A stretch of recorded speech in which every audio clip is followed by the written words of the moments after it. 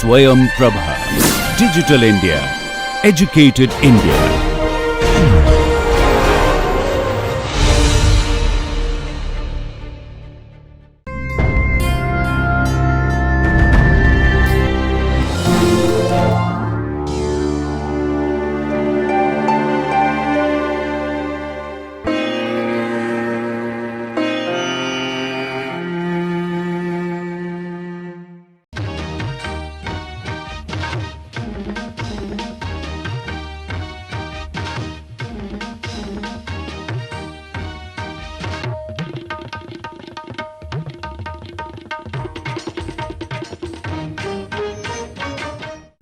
We are moving into the fifth model. Let me recall. First model we discussed the basics of probability, and the second model we discussed the random variable. The third model we discussed the moments and inequalities, and the fourth model we discussed the standard distributions, both the discrete and continuous type. Now we move into the fifth model, that is random vectors.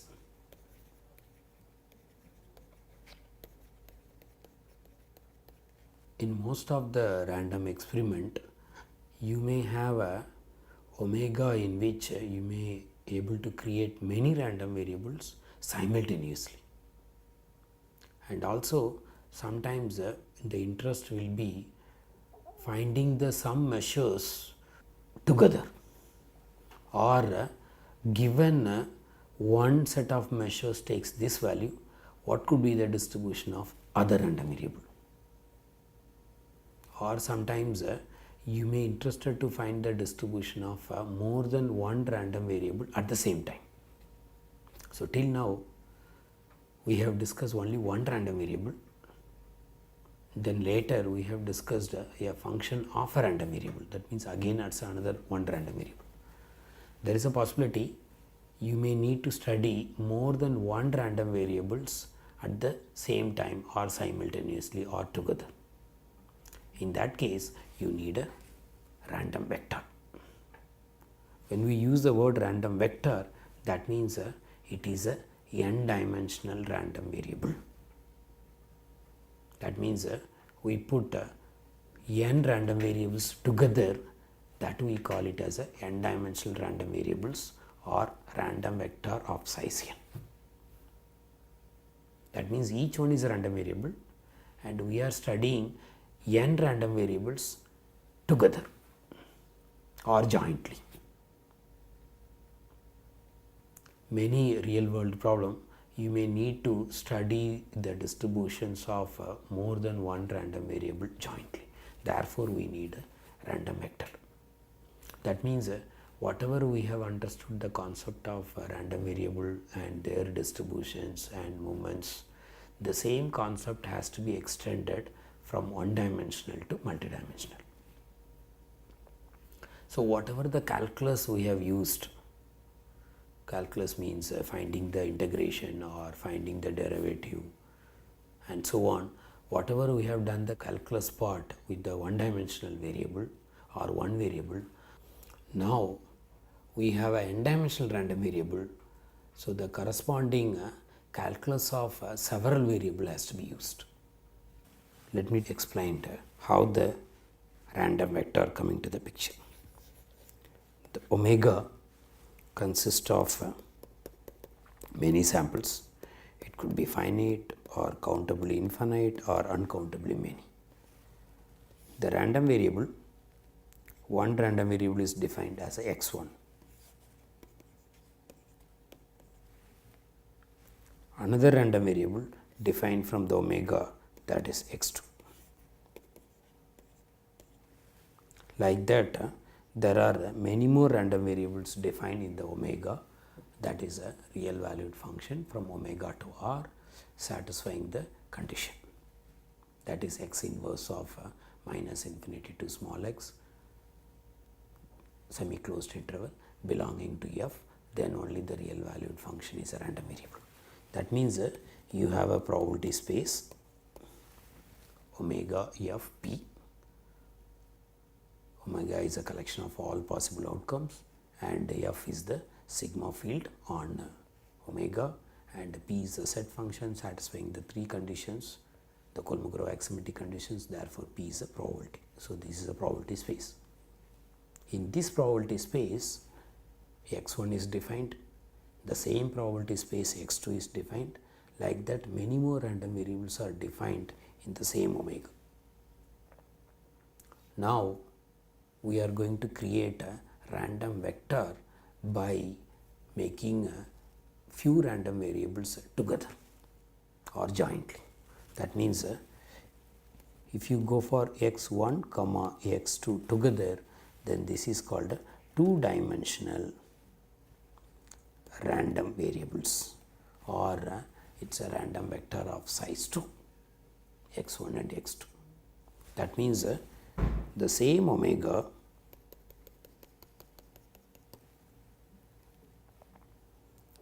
x1 comma x2 is defined such that the possible values is going to be in the two-dimensional plane. This is x1 and this is x2. Earlier, the x1 is defined from omega to r. Now, the x1 comma x2 is defined from omega to r cross r. So, again, each one, x1 is a random variable, x2 is a random variable. Together, we call it as a random vector of size 2 or two-dimensional random variable. The same way, one can define n-dimensional random variable x1, x2 and so on till xn. Each one is a random variable, therefore, this is a n-dimensional random variable. In short, RVS, random variables. That means we can go for finding what is the joint distribution of n-dimensional random variable x1 comma x2 so on xn. Earlier we used the word distribution of x1. Now we are studying the distribution of n random variable together or jointly. Therefore, it is called a joint distribution of n-dimensional random variables. So, first we can discuss what is the CDF, cumulative distribution function. If it is a discrete type random variable, one can discuss what is a joint probability mass function. If each random variable is of the continuous type, then one can study what is a joint probability density function of n-dimensional random variable. Initially, we study all the random variables of the discrete type or all the random variables are of the continuous type. Later, we will see one random variable of the discrete type and the other one is of the continuous type and so on. That we will do it in the later. So, our interest is to find the joint distribution of n-dimensional random variables in which each one is a random variable. That means that satisfies the definition of random variable. Therefore, this is a n-dimensional random variable. First, let us go for how to give the definition of a joint CDF. Joint CDF of, instead of going for the n-dimensional random variable, first we will restrict to the two-dimensional random variable. Once we discuss the two-dimensional random variable CDF, then it is easy to visualize or easy to understand for more than two-dimensional random variable.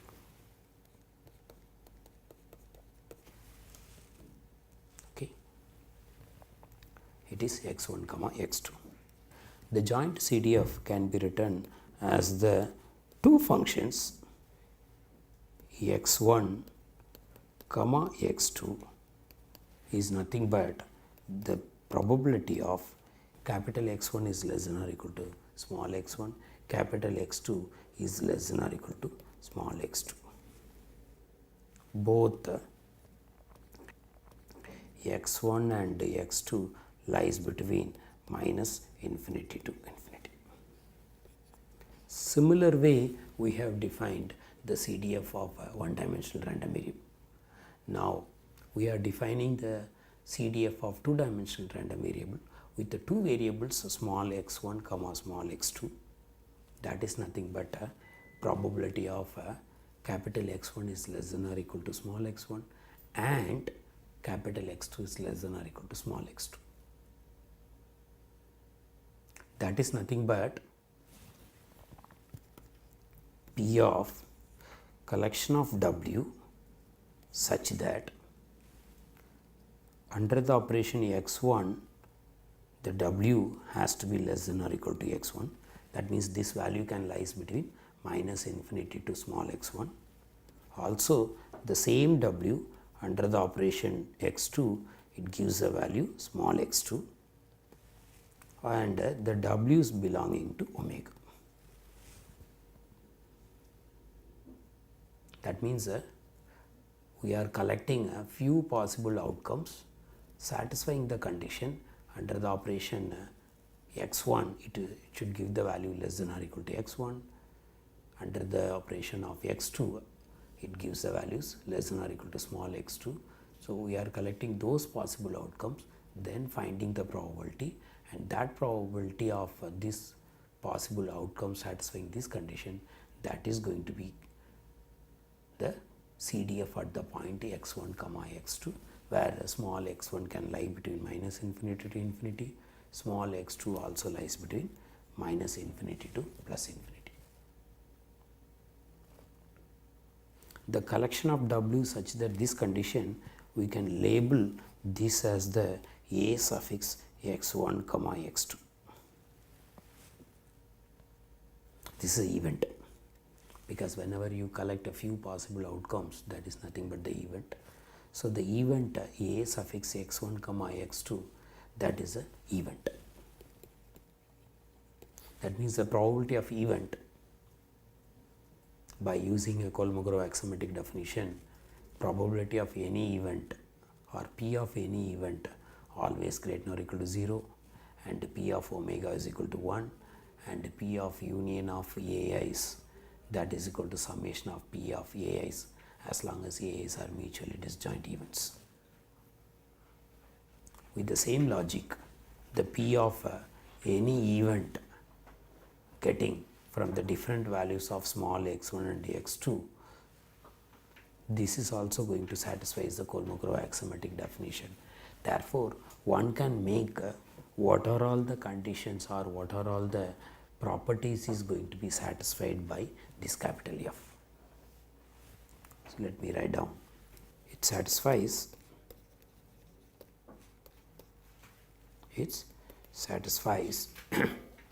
the first condition, the capital F of x1 comma x2, that is non-decreasing and continuous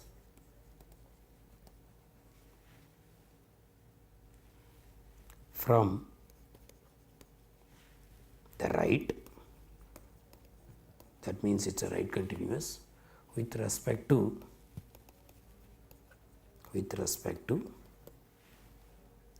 each coordinate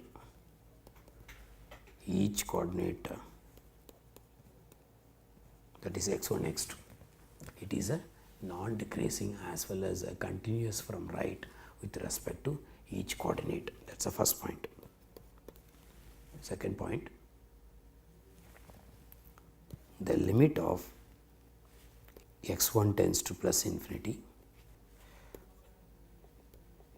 x2 tends to plus infinity, the CDF x1 comma x2, limit x1 tends to plus infinity, x2 tends to plus infinity, f of x1 comma x2 is always 1, and the limit x2 tends to minus infinity of f of x1 comma x2, that is equal to 0, and the limit x1 tends to minus infinity f of x1 comma x2, that is also 0. When both becomes a positive infinity, it becomes 1. When either one of them is minus infinity, the limit x2 tends to minus infinity, or limit x1 tends to minus infinity, that function of x1 comma x2, that is going to be 0. The third point, for every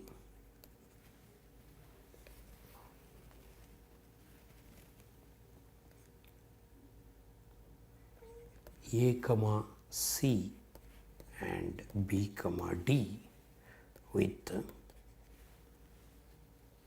is lesser than b and c is lesser than d, we have, I can just draw the diagram first, then I can go for it, that is easy. So I can take a small box in which this is going to be A and this is going to be B, and this is going to be C and this is going to be D, correct? I can go for, after drawing the diagram, now I can go for f of b comma d minus f of b comma c minus f of a comma d plus f of a comma c, which is greater than or equal to 0. So the cross is going to have a positive symbol and the tick mark as a negative symbol. That means f evaluated at b comma d minus f evaluated at a comma d and b comma c with the minus sign, then plus f evaluated at a comma c, that value has to be greater than or equal to 0. Whenever you have a two-dimensional random variable whose CDF always satisfies these three conditions. The third condition is a very important condition, in the sense, even you may have a real valued function with the two variables, satisfying these two conditions may not be a CDF of a two-dimensional random variable unless otherwise it satisfies the third condition. But if you have a two-dimensional random variable, you will have always a unique CDF with the two variables that satisfies all these three conditions. CDF of two-dimensional random variable can be represented in the form of graphical. So one can visualize the CDF in the form of x-axis, x1, x2, and this is going to be CDF of x1 comma x2. So this is possible only for two-dimensional. x1 is one random variable, x2 is another random variable. So z-axis, that is a CDF of x1 comma x2. Whereas you cannot visualize, you cannot make a graphical representation of more than two-dimensional random variable. Let's go for one simple example in which we can conclude whether this is going to be a CDF or not. As an example, let x1, x2 be a two-dimensional random variables with CDF x1 comma x2, that is either 0 when x1 is less than 0 or x1 plus x2 is lesser than 1 or x2 is lesser than 0. It takes a value 1 otherwise. verify whether the capital F is going to be the CDF of a two-dimensional random variable. That means this is a real valued function with the two variables. Whether this satisfies the three properties which we have given. If all these three properties are satisfied, then you can conclude this will be the CDF of a two-dimensional random variable. You can easily verify the first two properties. The function is a non-decreasing as well as continuous from the right. Similarly, you can easily verify the limit of x1 tends to plus infinity, x2 tends to plus infinity, that value is 1. Either x1 is minus infinity or x2 is minus infinity, the limit is going to be 0. That also can be easily verified.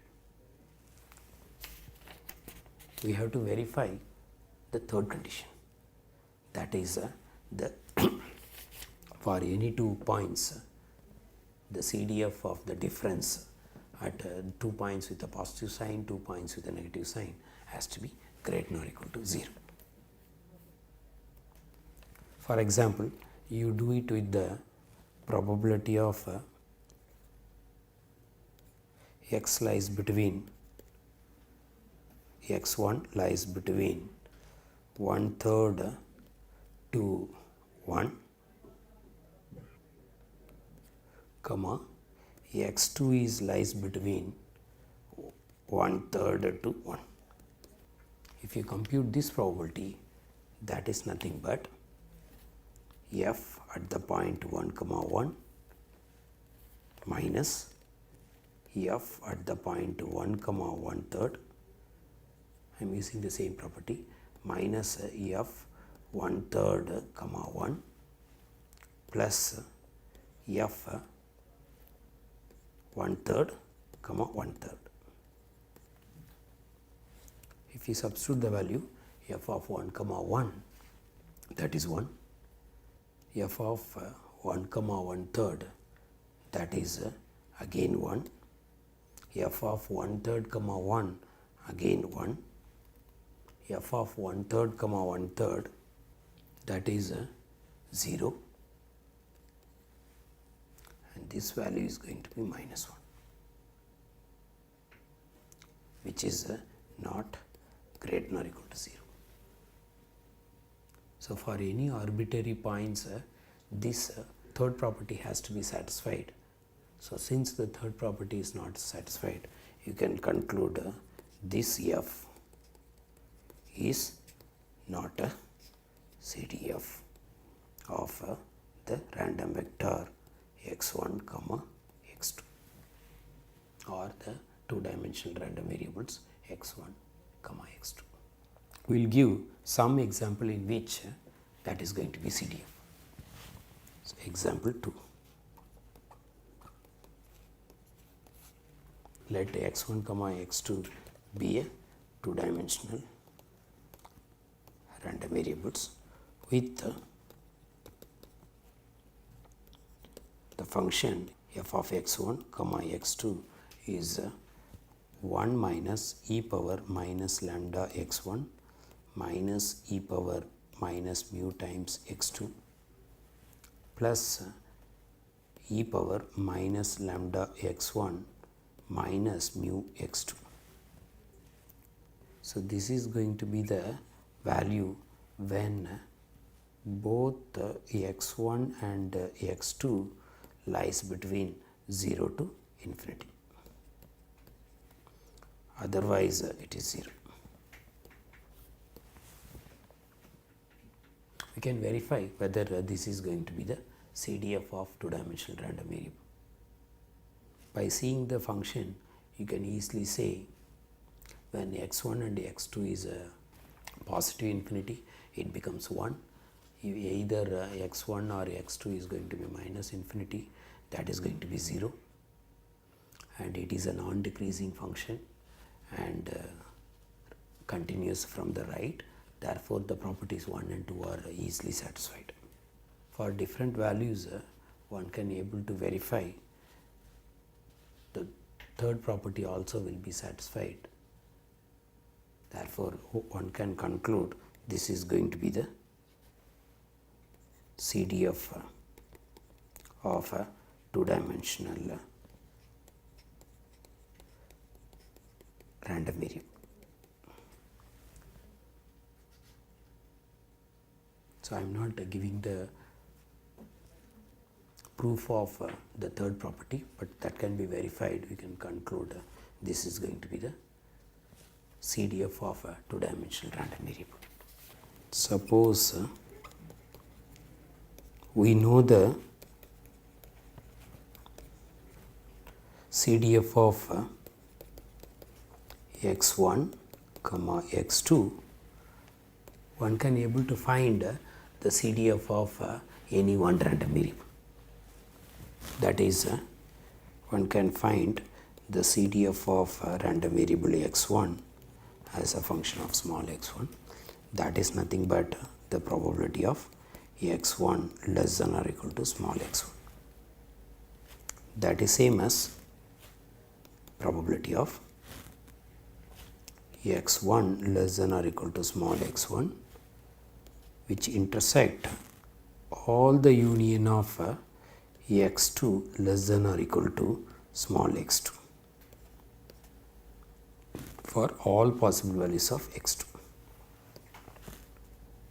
That is same as the probability of union of all possible values of small x2, x1 is less than or equal to x1 and x2 is less than or equal to small x2. That is same as the P of union is nothing but limit x2 tends to infinity, P of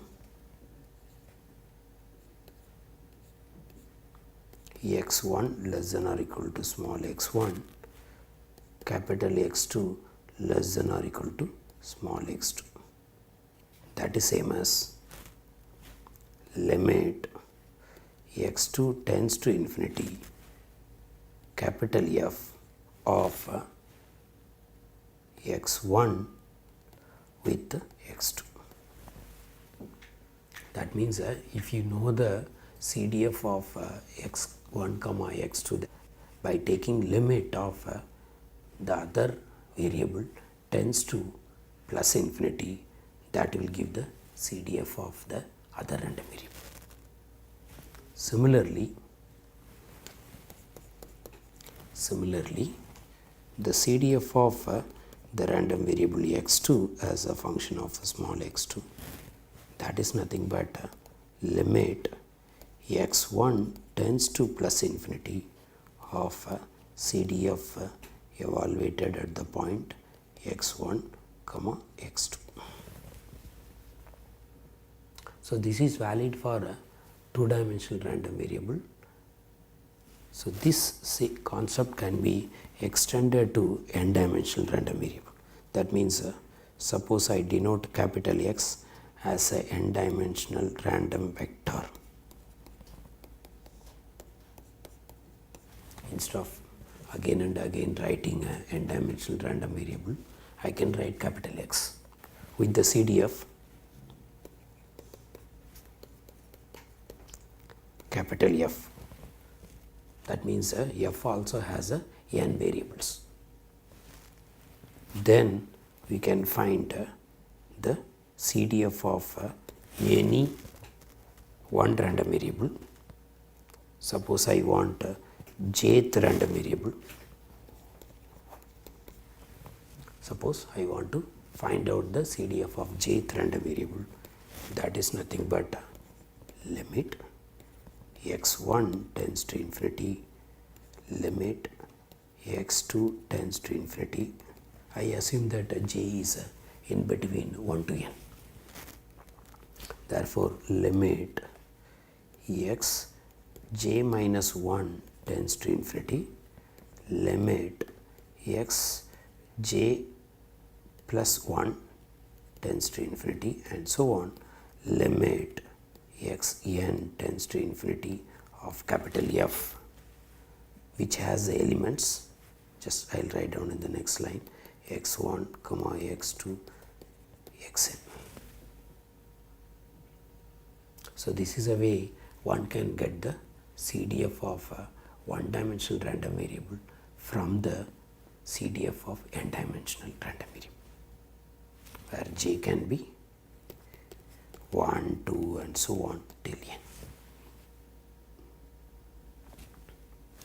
In this exercise, I have not said whether the random variable is of the discrete type or continuous type or mixed type. So based on the each random variable or of the discrete, continuous or mixed, one can discuss the joint probability mass function or joint probability density function and so on. So at present we don't know what is the type of each random variable, therefore we stopped it at the CDF of the n-dimensional random variable. Once we know the type of each random variable, then one can go for studying the probability mass function jointly, probability density function jointly. That is going to be the second lecture.